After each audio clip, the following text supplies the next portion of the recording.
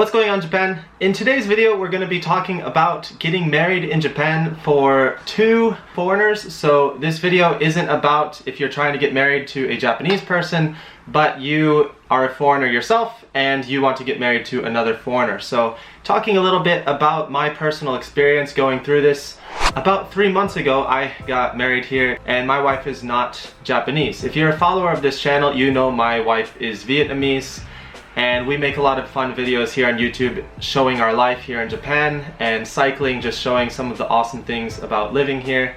And I really wanted to make this video for a while, but we've been kind of in the process of applying for her visa and making sure she can get her residence to come back here. We're finally getting in the end stages of getting her resident visa, so her spousal visa for getting married. And so now I think it's a good time to make this. So I'm sure there's a couple other videos about this topic, but I haven't been able to find any that were specific about us. So my wife's Vietnamese, I'm American, and it's kind of a unique situation. So there are, of course, more international marriages here in Japan, but most of them tend to be with, for example, Filipino marriages are really popular, and also Brazilian. So I haven't found many examples of Vietnamese American marriages in Japan, and so I thought I'd share our story just in case there's someone else out there who's going through a similar thing. We both speak pretty fluent Japanese and still just figuring out if this was possible, what we needed to do. We were still pretty nervous, so if we were nervous, I'm sure there's other people out there and this might be useful for you. So if you're interested in learning about how two foreigners can get married in Japan, and this doesn't necessarily only apply to Vietnamese American, a lot of the things I talk about in today's video can be applied to your situation as well. So go ahead and watch the rest of the video.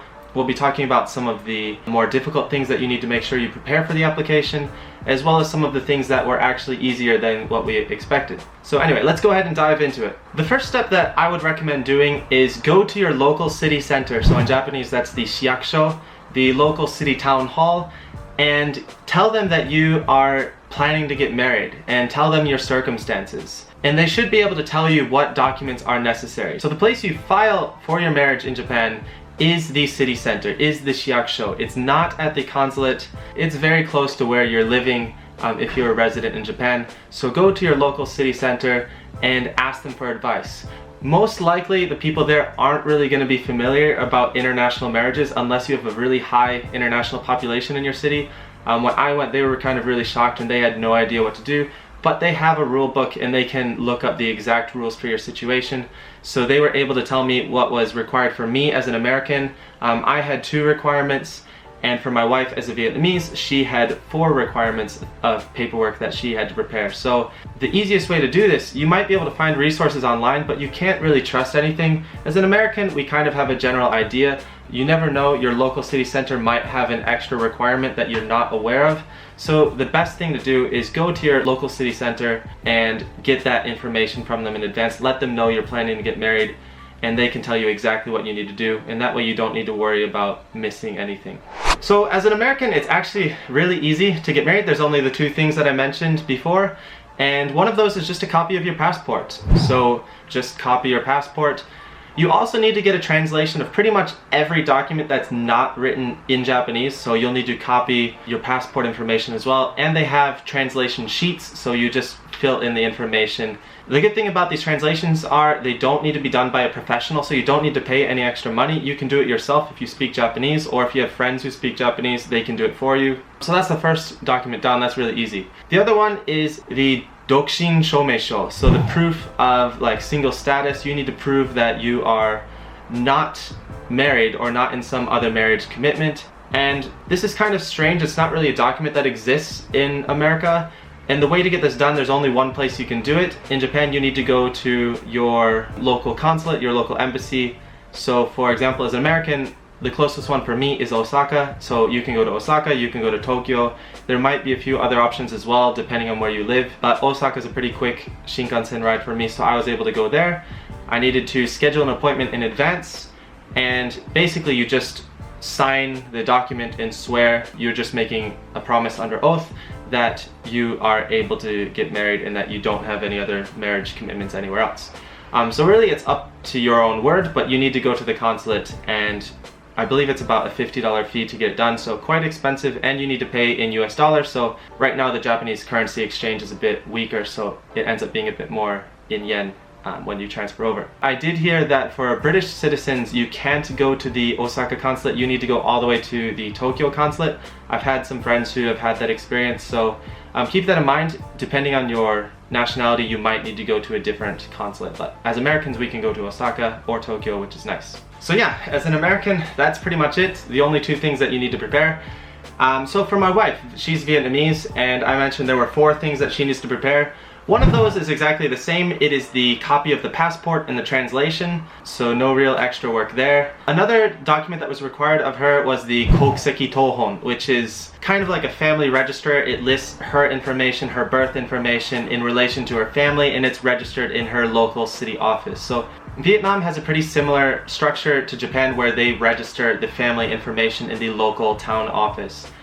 We don't really have a thing like that in the US, at least not to my knowledge. I've never heard of anything like that. So that's one similarity between Vietnam and Japan. So you'll need to get a copy of that. The third document that'll be needed for Vietnamese people is the confirmation of marital status. This is also registered with her local city town. So my fiance at the time needed to go to her local city town in Vietnam and get the document saying that she's not married. And she also registered our intent to marry, so she registered us as being engaged, and my name was also on the document even though we weren't married yet. So it was proving that she's not married and she intends to marry me. We're engaged and we're planning to get married at this time. So you should be able to get a similar document from your fiance's local city town center. Alright, and the last thing, the 4th document for the Vietnamese side of things is the Shinjutsusho, which is basically, if I'm translating this right, it's kind of like a declaration of intent to marry. So basically this is kind of like a predefined form. I'll add it up here as well so you can see, and you just need to write, I am planning to marry someone of this nationality, and I promise that all of this information is correct and that I'm able to get married, and you just sign it. So it's pretty similar to what I had to do at the consulate, but she doesn't need to do this at the consulate. She can just write it in herself and sign it. So that one's pretty easy. You just are making a promise and writing a little bit of her information and my information there. And that's pretty much it. Those are the documents that we needed to prepare in advance. So 4 for the Vietnamese side and 2 for the American side. After that, there comes the big part of the application, which is the application form itself, which actually I have it here. So I believe I can show it to you guys. There's a little bit of information that I can't show you here, but it looks like this. You can pretty much see everything on one page. The original copy you get might be a bit bigger, and then they shrink it down when you get the copy later. So regarding the application itself, this is called the Konin Toroke. And there's a couple of things in here that were a little bit confusing going through it the first time, but looking over it now, it's actually a little bit simple. So I wanted to go over some of the things that we thought were surprising and help other people who might experience similar things. So some things that we noted is that all of the names need to be written in katakana, which is the Japanese writing system for foreign words or foreign names. And this is really strange because I thought to register our marriage we would need to use our real names from our own countries. So I can't use my Roman character name, which is listed that way in my Zairyu Kado, which is like your foreigner card here in Japan. So my name is registered here in Japan under my Roman name, but to get married here you can't register the marriage under your Roman name. It needs to be registered under your katakana name, and that was really strange. Not only your names need to be in katakana, but for example, you need to write your family information, like your parents' name, that also needs to be in katakana as well. So there's no Roman characters. Some other things that were interesting, you need to write which order you are in relation to your siblings. So for example, if you have an older brother for the male side, you need to write what order son you are. So if you're the first son, the second son, and so on. And same with if you're a daughter, then you need to write which order you are among the daughters. So it's not among the sibling order, it's among the male or the female order. So that's a unique part that I was a bit surprised with. Of course you need to write some details if you were married previously. We weren't, so we just wrote that this is our first marriage. And one of the biggest parts of this application is the guarantors, so the hoshonin. These are the people who sort of I'm not even sure why they have this. Hosho means to like guarantee, so they're guaranteeing us, but there's actually no legal responsibility for them. So if we were to default on like a loan or payment or something here, or just leave the country and with a lot of debt, they would have no responsibility. So I'm not sure what they're actually guaranteeing for, but just sort of guaranteeing that like maybe our relationship is true and that they know us, to make it a little bit more strict so that it's not so easy for like scam marriages and stuff like that. But anyway, some information you need from them is their name, their birthday, their address, the address of their family register, their koseki, and also their hanko signature stamp. So not a lot of private information from them, and that's it. I don't even think they need to be present when you submit the application, but our guarantors came with us since we wanted them to be there with us. The people we chose are actually our Japanese teachers, so they helped us out with some of the more difficult words. And of course we're fluent in Japanese, but this is a lot of specific legal language, so there was some stuff that we didn't quite understand, and it really helped a lot having native Japanese people to help with some of those more difficult things for us. So definitely recommend bringing a Japanese person with you if you can, just in case you experience some sort of trouble. Even if you're pretty fluent in Japanese, it's always best to have someone who's native. So to bring things to a close, overall we had a really smooth application process. We submitted all of our documents, we had a couple different questions of things that we weren't sure about, and the staff themselves weren't sure at times, but they just confirmed some things that we weren't sure about, and we just continued on. At the end of the day, we were able to get married. We did have to wait a little bit, a couple of hours, for them to confirm all of our information, but at the end of the day, we were able to get legally married that same day, and just really happy to get it over with. So another thing that was kind of funny was they told us we were the first foreign couple to get legally married in the same day there. So I guess it's pretty common for foreigners getting married in Japan to not be able to get legally married in the same day they submit their documents. And the main reason is they just didn't maybe prepare a document or one of the necessary documents. So again, the number one step, double check what documents are necessary with your local city center, so that way you can verify that before you go, and then you can make sure you can get legally married that same day and not have to worry about going back again and taking another day off of work. Overall, the moral of the story is just Japan's a country of documents and documents and documents. Really, it's actually quite easy to get married here. The biggest part is just researching what documents are necessary and kind of going through the pain of like getting all of those documents. But once you have everything, it's actually just submitting the paperwork and it's done. The biggest negative thing from this experience, or the strange thing from this experience, was just that our names are recorded in katakana in the official marriage registration and not in our native language. So if we ever need to get a copy of this translated into our language, not only do we need to translate all of the information, but we need to translate our names. And I found this very strange because our names on our foreigner cards, the Zairyu card, is in our native language, but the marriage registration is in katakana, which is not our native name. There's no legal record of that name. You just kind of choose what your katakana name is. So I found that very strange, and I'm a bit worried for the future in case, because Japan's really scrutinous about consistency on documents. So if my name's katakana on this one document and Romaji on another document, I'm kind of worried that we might get a little bit of hassle in the future. So hopefully not. If you've had an experience like that, please let us know in the comments so we can kind of anticipate it when it comes. For positive things, there's a lot more positive things, so that's good. One of those is, of course, the whole application process can be done in one day. And another one is there's no need for a professional translator. You can translate everything on your own. Another one is everything is completely free. There's no fees that you need to pay. You just submit your paperwork and everything is done for free. You do need to pay for copies when you want copies later, but that's also another benefit, is that the copies are super cheap. So stockpile a whole bunch of those because you'll need those for all of your applications later on, for example, like renting an apartment. Another positive thing for us was there's no need to change the name, so you can just legally get married. You don't need to change your name. In Vietnamese culture, the women do not change their name when they get married, so it kind of worked out perfectly for us, and we're comfortable not changing either of our names. And another kind of positive thing, we feel like this makes our application process easier for applying for her spousal visa here in Japan. Having everything in Japanese, we don't need to worry about translating our marriage certificates later, and that again makes the next application process a lot easier. So definitely a benefit if you're planning to stay here in Japan and you are planning to apply for your spousal visa in the near future.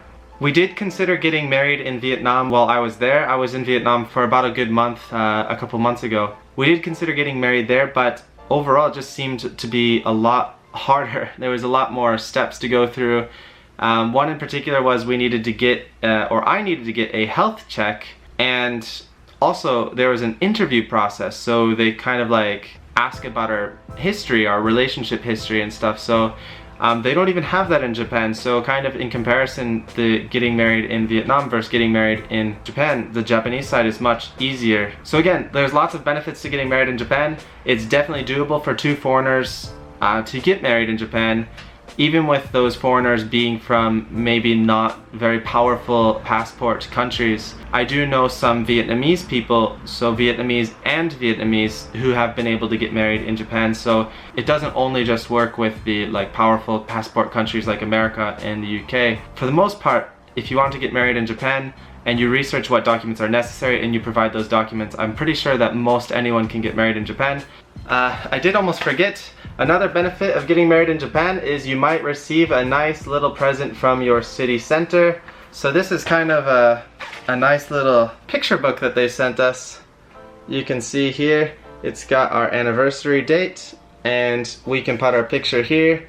We haven't printed any pictures yet, but we'll be adding some in there, and I can add some on the video. So here's some pictures of right after we got married at the city center. So we rode our bikes there, and just a really happy day. Can't believe it's almost been 3 months now, so 3 months of marriage going strong. We've got some positive news. So my wife is currently back in Vietnam applying for her spousal visa to come back here. So she was here on a tourist visa. She had to go back to Vietnam to apply for her spousal visa. She couldn't do it here. So Vietnam's really strict with some things, but again, if you research the procedures, you talk to some people at the consulate, you can get the information you need and you can make these things happen. So anyway, it's getting late here, and I think I'm gonna end this video here. If you found this video interesting or helpful in your thinking to get married in Japan to a foreigner or to a Vietnamese person, if you found any of this information useful, let us know in the comments. For my regular audience, if you actually watch this full video, thanks again as always for watching, and I'll be making more normal videos coming up in the future, so some more cycling videos, some more travel videos in Japan, and hopefully Tung will be back soon so she can join me. I know you don't really want to watch these videos if it's just me, and the videos are much more entertaining when she's around. So there will be a part 2 where I talk about the process of applying for a spousal visa in Japan, and also some of the limitations for that. So we are currently in the application phase of that now, so I don't want to talk about it until we're finished, and then I can give a review of how that works and stuff. So anyway, this video is way too long now, and I apologize for that, but we'll be back here with some regular content really soon. The weather's starting to get really good here in Japan, and we'll be doing a lot more longer rides. As always, thanks for watching. We'll see you here next time on To a Cruise.